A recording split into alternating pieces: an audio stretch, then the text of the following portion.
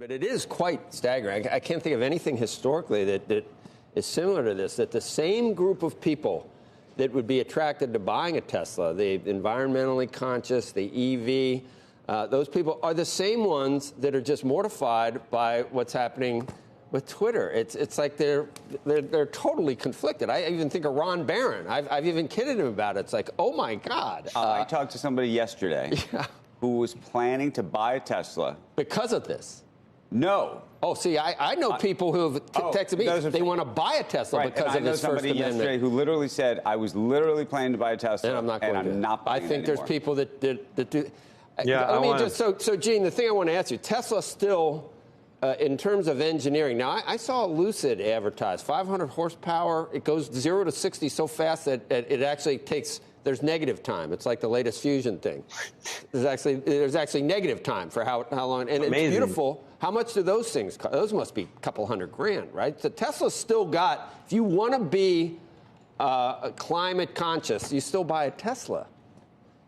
Well, there's a price factor there. Your average Tesla is going to be right around 60. Lucid's going to be probably more than 100. I do want to quickly say something just about that brand damage and be clear. I'm a big bull on Tesla. I think what Elon is doing on Twitter is damaging the brand. It's funny, your and Andrew's comments last night. I was at a holiday party, and one of the persons there had commented, I've owned 2 Teslas. I'm not going to buy a Tesla again. And I suspect that there was probably some of that disconnect between some of things that Elon has said.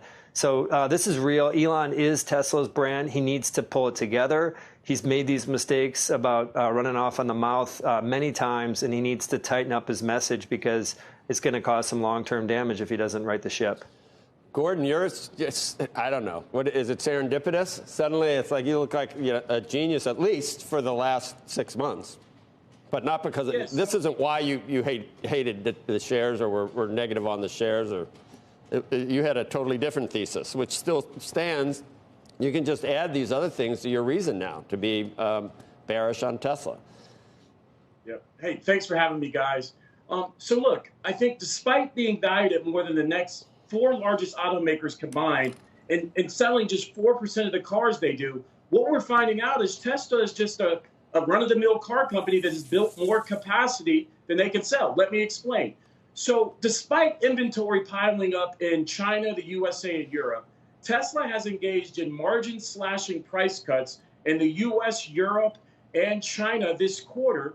And despite that fact, lead times in the USA and China right now are just 1 week versus several months just a few months ago. And it looks like their EU backlog is going to be completely gone by the end of this quarter, the end of the fourth quarter.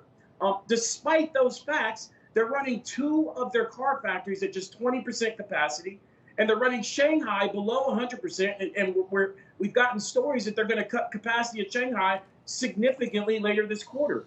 So again, they've built capacity that they can't sell despite their plants not even being fully ramped. And we think they're going to sell about 400,000 cars in the fourth quarter, which would put their saturation rate at about 1.6 million cars. That's significantly below their current capacity and grossly below Gene's assumption that they're going to build a new plant every 6 months, fully sold out for the next 10 years.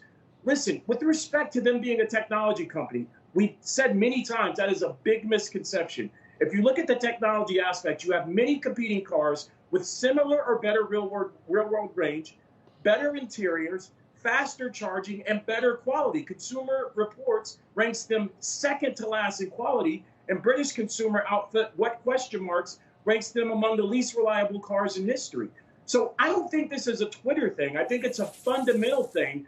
95% of their revenues from selling cars, 5% from an energy division that loses money. This is a car company, and their growth is slowing significantly. That's why we think the shares are coming under pressure, and that's why we think by the end of next year, the stock will hit our price target of $23 per share.